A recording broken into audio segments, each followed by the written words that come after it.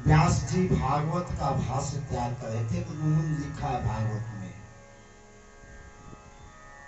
बलवान इंद्रियो ग्रामे विद्वांस अभी कर सकती। इंद्रियां इतनी बलवान है कि बड़े बड़े मलात्मा विमलात्मा महात्मा विद्वान भी आकर्षण में आ जाते हैं। उनका शिष्य जैमिनी ने कहा कि गुरु जी ये बात अच्छी बात नहीं है।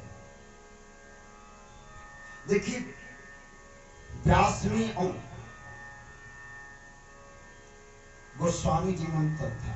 गोस्वामी जी कहीं कहीं रुक जाते थे। जब उन्होंने लिखा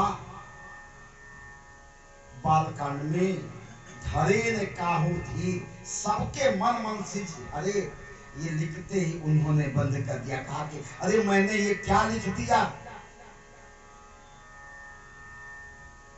तो आधा लिखा हनुमान जी ने कि जे राखे रघुवीर ते बचही ते काल मन। किंतु व्यास जी को तो पूरा भरोसा है। शिष्य ने कहा कि नहीं, बलवान इंद्रियो ग्रामे विद्वान अपिना कर सकती। विद्वान इंद्रियों के वशीभूत नहीं होता। कहा कि नहीं मैंने जो लिख दिया सो लिख दिया। अब एक दिन की बात है, जैमिनी आश्रम में बैठा था। अब एक लड़की भीग रही थी, बारिश हो रही थी बाहर। जैमिनी ने कहा देवी बाहर क्यों भीग रही है, आइए आइए आश्रम में आगे। एकदम शरीर भीगा हुआ है, कपड़े बड़ी सुंदर है।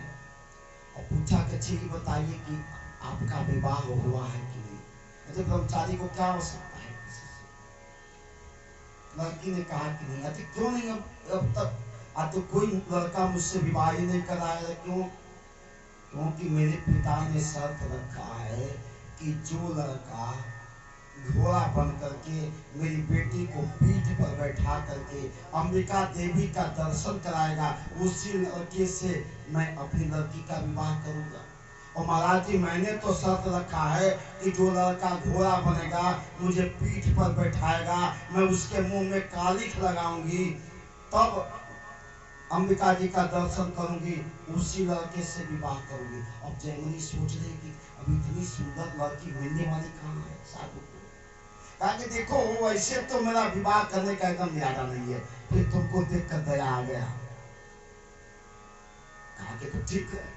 अब सोच रहे कि कौन जानता है, कोई देखेगा तो नहीं, चुपके से विवाह हुआ जंगल में। अरे गांव में रहता तो दो चार लोग देख लेते।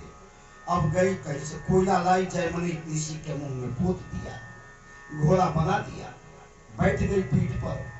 अंबिका देवी के मंदिर में चली तो मंदिर के जगमोहन में यानी बरामदे में व्यास जी भागवत का भाषण तैयार कर रहे थे। तो चाल देखकर व्यास को लगा कि अरे ये तो हमारा चिरवा है। अरे जयमनी जयमनी। अब वो चुपके से भागते हुए मंदिर में गया। मंदिर में गया, विवाह करके बाहर निकला, प्रणाम किया। प्राण गुरुदेव, ये बात हम ही आप तक रहे।